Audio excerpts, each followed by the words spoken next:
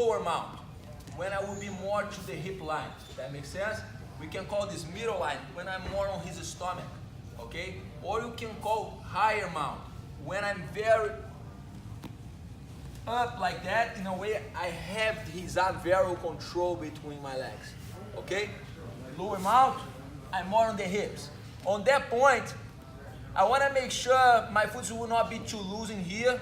So many times when we're in the lower mount, it could be a good way to control the person if I have the head on control and the underhook on the other side.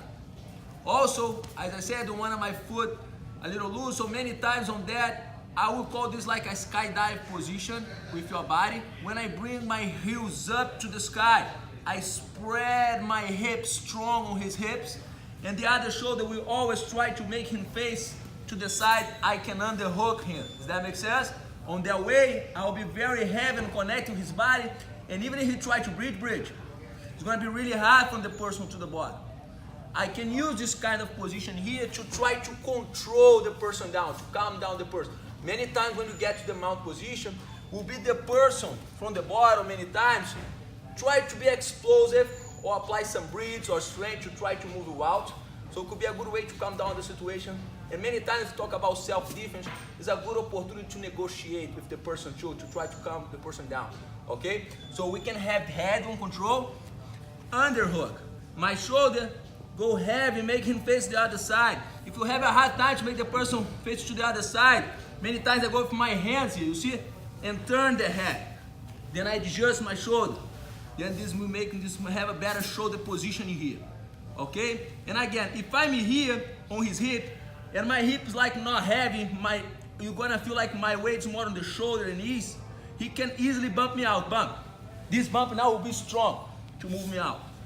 So if I'm in the lower mount, some people like to cross the feet and spread the knees like that, and hips. This also works, okay?